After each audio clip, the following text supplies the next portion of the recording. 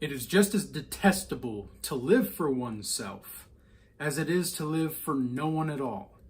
One cannot live for oneself and by oneself if one yearns to expand their life forward. This is not to say that one is supposed to be responsible for others. It is just that it is a substantial fantasy to believe one can be a heroic victim of creative self-expansion. This is from my book, The Book of Oldishness, and that's an excerpt there. And something I've been thinking quite about recently is how accountability will free you from all of your issues. In fact, once you take full accountability for everything, it becomes really easy to solve the problem.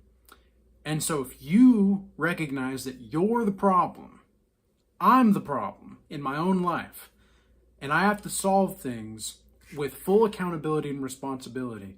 If I can be simply responsible for myself, then I'm going to be just fine. But you see, it's interesting because mankind really wants something impossible. Mankind wants to be both compassionate to others while also isolating themselves from others for the sake of heroicness. And yet, if you have a conscience, that is, right? Because it has been duly noted in the psychological literature that human predators, like these dark, malignant, narcissistic people, they actually do not feel fear. This is why they can live guiltlessly as they lie and use people and abuse people through life. They literally do not feel compassion at all. And yet for those people, I don't even consider them to be on a spectrum of humanity. Now, I'm not saying that they're not human, but I'm just saying that they do not live from a place that is oriented in timelessness or in God himself. And so what I've noticed is that these types of people cannot take accountability. They simply cannot, because in some ways we have to recognize that while solitude and isolation, well, think about it like this. There's a difference between solitude and isolation.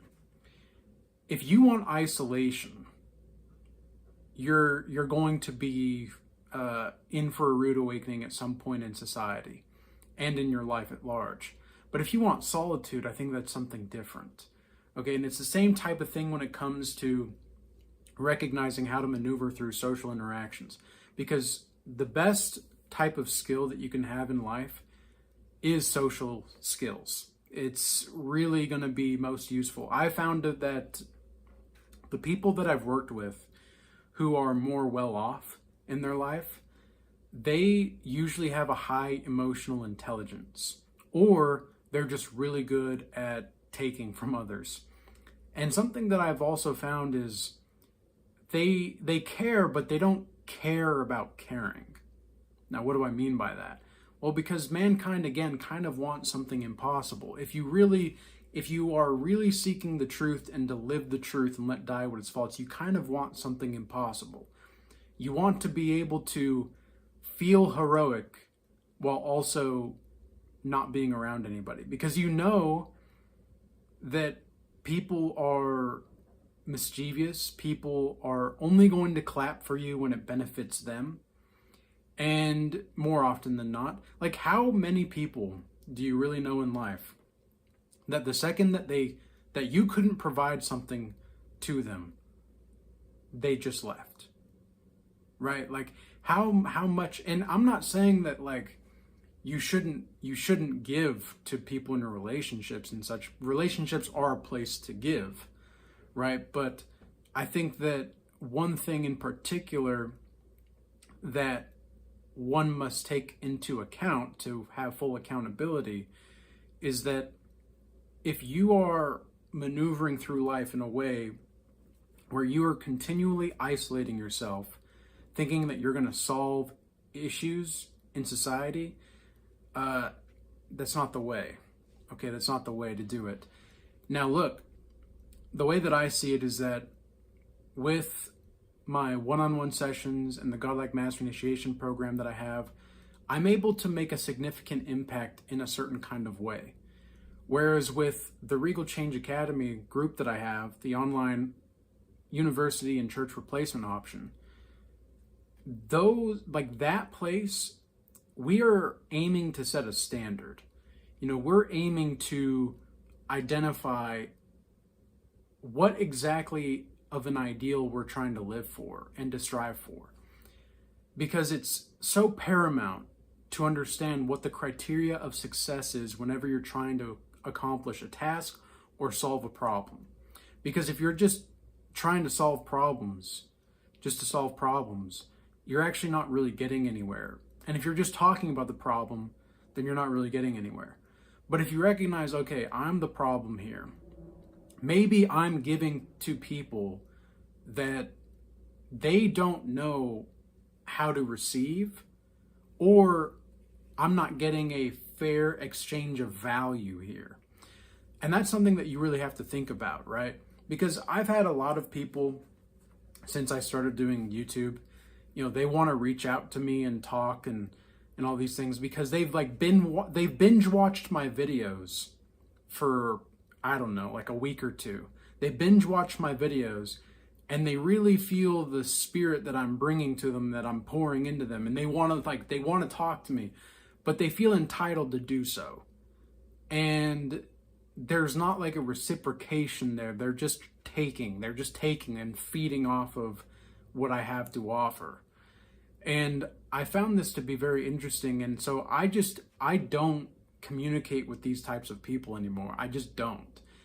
And it's only when I recognize that there's an exchange of value present that I engage with people. And it's not to say that I see people as objects. It's just that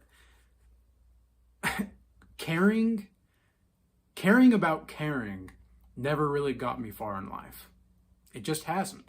Every time I've tried to care about caring, it really hinders my overall growth, and it slows me down and it puts me on a low value timeline.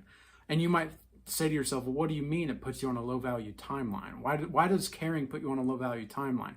Well, because I'm caring about people. I'm having more faith in the people than they do in themselves. And by definition, I am sabotaging myself at that point. And because I want to see the good in people, and while that's a good trait to have, I think for anybody, it's you have to get to a point where you recognize, okay, what is really going on here? And how can we really reshape this? What is the criteria for success to move forward here?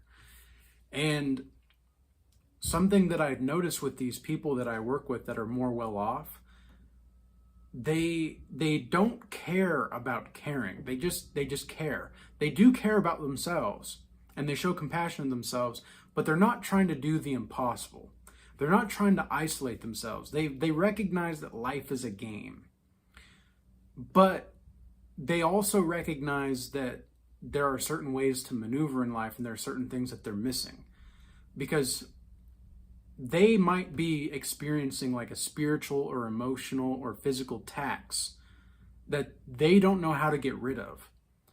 Now, they know how to maneuver through the world just fine, but they don't know how to get rid of that spiritual tax. They just don't. And so that's where I come in, because I know that I am living without a spiritual tax. I am living because it's better. Listen to this, right? Because it's better to live in financial debt than it is to live in spiritual debt. I'm not saying that it's good to live in financial debt, but I'm saying that if you had to have those options, it's better to be in financial debt. Why? And it's not to say that you don't need to pay attention to your finances. Okay, a lot of people out there that are seeking the truth, I've noticed this is like the two types of people that really gravitate to my channel and what I've noticed here. And I've been very interested at this. It's people who are well off or people that are like broke. And I've wondered about this, and I thought, well, what exactly is this, right? Like, because the people in the system, the people in the matrix, they're so diluted in their minds. They are constructs of the manufactured information. Their personalities are constructs of the manufactured information that they've been fed to them so much for so long that they're not even thinking about the type of stuff that I'm talking about, because they're just in the system. And so it's the people who are broke who recognize that there's something missing, and it's the people who are wealthy that there's something missing. They're like, okay, there's something missing here in my spirit. There's a God-shaped hole here. And it's like, that's very interesting, right? It's very interesting that that's happened. And you see, I respect money. I have a respect for finances. It doesn't mean I really like it, but it's kind of like an enemy that I have to respect. Remember in Troy, where the king visits Achilles in the tent after Hector gets killed by Achilles, and the king of Troy kisses Achilles' hands, and he's like, I've done what no king has ever done. I've kissed the hands of the person who killed my son. And he basically says, that even enemies can show respect. I have immense respect for finances, but I see the financial system as an enemy. Okay, I see the central banks, the politicians, they are walking physical representatives of the demonic realm as far as I'm concerned. That's exactly how it is, because to try to control or to govern people is, I think, completely a spiritual waste of time. It's not even a spiritual waste of time. You are indebting yourself into spiritual debt for no real good reason other than to have perceived, quote unquote, power in the world. But it's not even actual power. It's not even actual real life that they're dealing with. This is something that they're living with, the false reality. They're living in the demiurge. And this is where accountability comes into play. You have to have accountability. People who are politicians, who want to govern others, the narcissists, right? The dark spirits, the shadowed spirits, as I call them as well. You have to recognize that they literally are guiltless. Okay, and there's psychological literature to back that up, right? There's actual hardcore verifiable evidence that these people do not have certain modes of being where fear should be or where guilt should be in their brain. On the MRI and whatever, it doesn't light up, right? It doesn't light up on these types of people. And so what I found is that you have to care, but don't care about caring too much. Because you want to be connected to the people, but you don't want to be attached to them. And that's where sometimes I can feel as though I'm putting so much effort into wanting people to have a better life that I'm willing to sacrifice a part of myself for that, but I cannot do that anymore. And I'm not saying that I've done that like recently per se. I'm just saying that that's something that I'm realizing and that I'm really aiming to implement more with the Regal timeline theory is like, okay, based on the timelines of my existence, because I'm seeing time completely differently right now, and I'm governing myself by not governing myself through time. I'm just seeing the patterns, and I'm seeing how I can symbolically differentiate the patterns to ensure that there's a positive archetypal correspondence emerging from the pattern convergence signals that are arising in this life. Now, if you're not familiar with these terms, go back and look at the playlist for the Regal timeline theory on my YouTube account, and you'll find a whole hour-long video talking about these types of new terms that I go over. It's definitely worth a watch if you're interested in this kind of stuff and the deeper parts of this life, because I'm simply not. How do I deal with this problem, right? Like, how do I deal with this problem? Because my problem is me. And what I'm noticing is like, okay, what I'm doing in regard to this problem is I need to narrow down exactly who I'm trying to help and why I'm trying to help them. And so what I've found is that I want to make sure that people are on timelines that are high value, which means they're going to build a godlike mindset and a godlike mastery mindset from this timeline. And I overestimated the pain tolerance of people who don't want to change. That was my issue. I thought that if people experienced enough spiritual pain, they would want to change. But apparently a lot of people don't. They just don't. They are comfortably numb. It's like the Pink Floyd song, right? I have become comfortably numb. They are comfortably numb, but in the worst way possible. They think that they're living a spiritual life. Some of these people out here think that they're living a spiritual life, and yet they're constantly thinking about thinking. And I've seen this with creators on YouTube. I've seen this with people that are commenting on other platforms and such. I've seen this with people on X, etc., TikTok, Instagram, all this stuff, right? And I'm just thinking to myself, like, I want to be isolated from these people.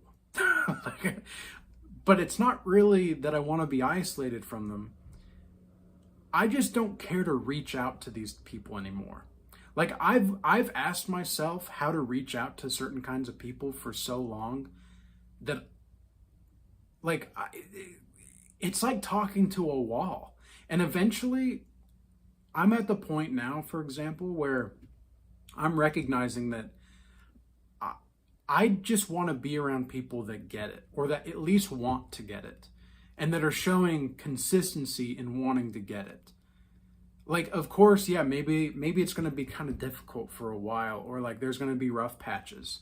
Like, I know one person in particular, I've done one-on-one sessions with this person off and on for about a year or so. And we only meet like once a month or once every 2 months. Nothing crazy. And some sessions are really good where there's just, so much momentum.